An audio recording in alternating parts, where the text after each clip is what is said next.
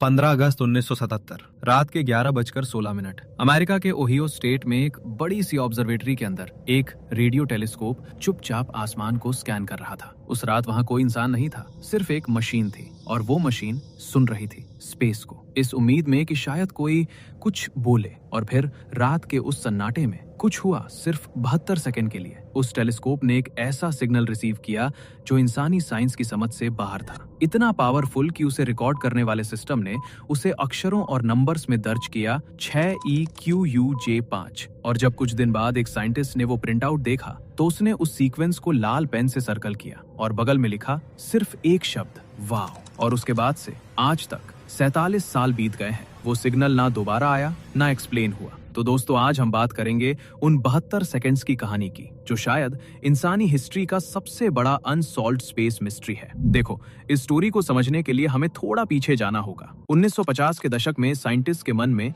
एक सवाल बार बार आता था कि क्या हम इस यूनिवर्स में अकेले हैं? क्या कहीं और भी कोई इंटेलिजेंट लाइफ है? अब ये सवाल सुनने में फिलोसॉफिकल लगता है, लेकिन कुछ साइंटिस्ट ने सोचा कि भाई इसका जवाब ढूंढने का एक प्रैक्टिकल तरीका भी है, रेडियो वेव्स। देखो, रेडियो वेव्स लाइट की स्पीड से ट्रैवल करती हैं, यानी 3 लाख किलोमीटर पर सेकेंड। और अगर यूनिवर्स में कोई एडवांस सिविलाइजेशन है तो शायद वो भी रेडियो वेव्स से हमसे कम्युनिकेट करने की कोशिश कर रही हो, बिल्कुल ऐसे जैसे हम रेडियो पर किसी को कॉल करते हैं। तो 1973 में ओहियो स्टेट यूनिवर्सिटी ने एक प्रोजेक्ट शुरू किया जिसका नाम था सेटी, यानी search for extra terrestrial intelligence, मतलब एलियंस को ढूंढो। और इस काम के लिए उन्होंने एक टेलीस्कोप यूज किया जिसका नाम था बिग ईयर। अब बिग ईयर को जरा इमेजिन करो, ये टेलीस्कोप इतना बड़ा था कि इसे घुमाया नहीं जा सकता था, इसकी दिशा पूरी तरह फिक्स थी। तो फिर ये काम कैसे करता था? देखो, धरती अपने एक्सिस पर हमेशा घूमती रहती है और जैसे जैसे धरती घूमती है, बिग ईयर का ऑब्जर्वेशन विंडो भी आसमान के अलग अलग हिस्सों को स्कैन करता रहता था और किसी भी एक पॉइंट को ये टेलीस्कोप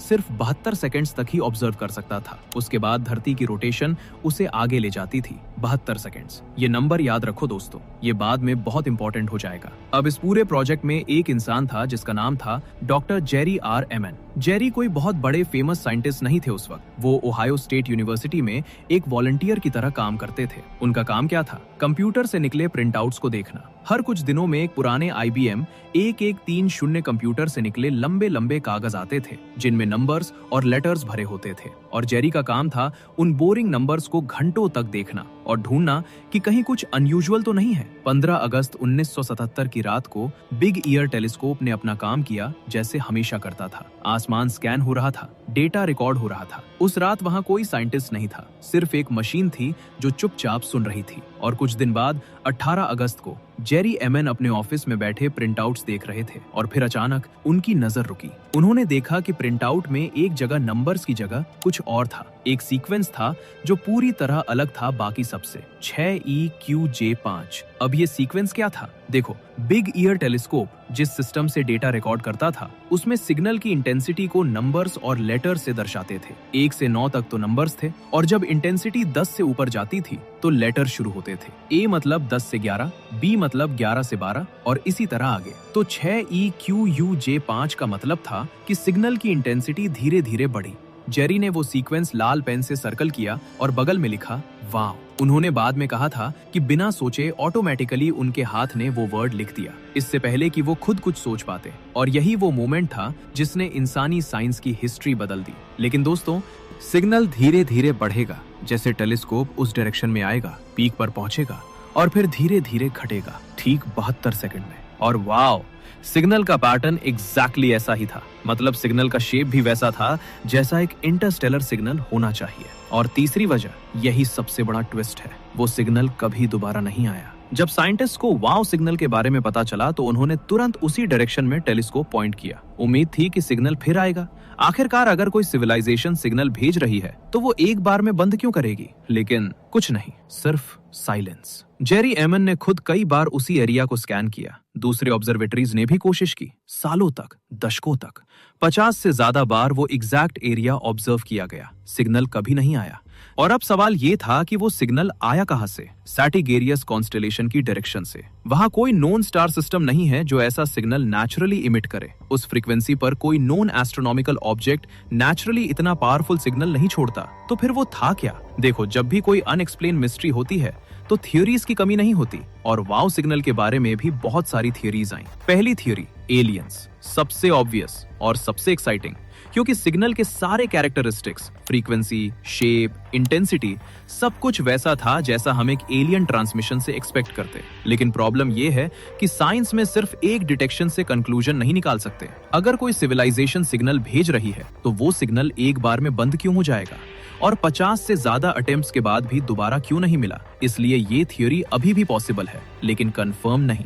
दूसरी थ्योरी, अर्थ से ही कोई सिग्नल था। कुछ लोगों ने सोचा कि शायद ये किसी सैटेलाइट या मिलिट्री ट्रांसमिशन का रिफ्लेक्शन था, लेकिन एक बड़ी प्रॉब्लम थी। 1420 मेगाहर्ट्ज फ्रीक्वेंसी इंटरनेशनल लॉ के तहत कंप्लीटली प्रोटेक्टेड है। कोई भी इंसान इस फ्रीक्वेंसी पर ट्रांसमिशन नहीं कर सकता। ये बैंड सिर्फ एस्ट्रोनॉमिकल रिसर्च के लिए रिजर्व है और उस वक्त उस डायरेक्शन में कोई सैटेलाइट भी नहीं था। तीसरी थ्योरी, कॉमेट्स। 2017 में एक साइंटिस्ट ने थ्योरी दी कि शायद दो कॉमेट्स 266 पी क्रिस्टेंसन और 335 पी गिब्स उस डायरेक्शन में थे और उनके हाइड्रोजन क्लाउड ने वो सिग्नल क्रिएट किया। लेकिन ओरिजिनल बिग ईयर टीम के साइंटिस्ट ने इसे डिसमिस कर दिया। कारण, कॉमेट्स उस फ्रीक्वेंसी पर इतना पावरफुल सिग्नल नेचुरली नहीं छोड़ते और वो कॉमेट्स उस बीम में थे ही नहीं उस एग्जैक्ट टाइम पर। और चौथी थ्योरी, 2024 में एबल मेंडेज नाम के एक साइंटिस्ट ने, जो यूनिवर्सिटी ऑफ पुर्तो रिको में है, एक नई थ्योरी पब्लिश की। उन्होंने एरेसीबो ऑब्जर्वेटरी के पुराने डेटा में वाव जैसे कुछ और वीकर सिग्नल्स ढूंढे और उन्हें एक पैटर्न मिला।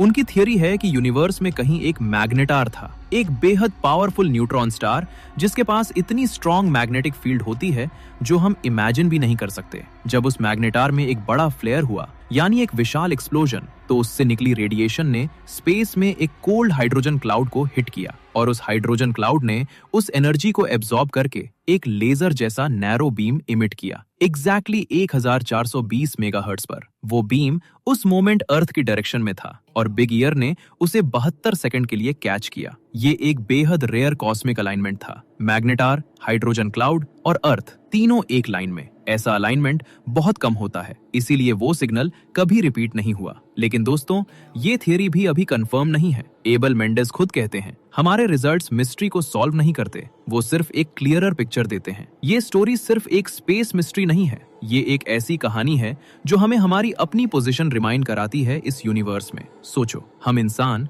अरबों गैलेक्सीज वाले यूनिवर्स में एक छोटी सी गैलेक्सी के एक कोने में एक एवरेज स्टार के एक छोटे से प्लैनेट पर रहते हैं। हमने स्पेस में अपने कान लगाए और एक रात सिर्फ 72 सेकंड के लिए शायद कुछ बोला, या शायद ये सिर्फ एक नेचुरल फिनोमिनन था, या शायद कुछ और, हम नहीं जानते। और यही इस मिस्ट्री का सबसे चिलिंग हिस्सा है कि हमने एक मैसेज रिसीव किया हो सकता है और हम उसका जवाब भी नहीं दे पाए, क्योंकि जब तक हम समझते, जब तक हम रिएक्ट करते, वो सिग्नल जा चुका था। जेरी एमन ने जिस मोमेंट में वाव लिखा था, उस मोमेंट में वो शायद नहीं जानते थे कि उनका वो एक शब्द इंसानी हिस्ट्री में हमेशा के लिए दर्ज हो जाएगा। एक साइंटिस्ट, एक रात, एक सिग्नल, एक शब्द और 47 साल की खामोशी। स्पेस बहुत बड़ा है दोस्तों, और उसमें बहुत सारे राज छुपे हैं। शायद एक दिन हम उस सिग्नल का सोर्स ढूंढ लें, शायद कोई और वाव मोमेंट आए और इस बार हम रेडी हों, या शायद वो 72 सेकंड्स हमेशा के लिए एक क्वेश्चन मार्क बनकर रह जाए। तो दोस्तों, ये थी वाव सिग्नल की पूरी कहानी। अगर ये वीडियो अच्छी लगी हो तो एक लाइक जरूर करना, चैनल को सब्सक्राइब करना और बेल आइकन प्रेस करना।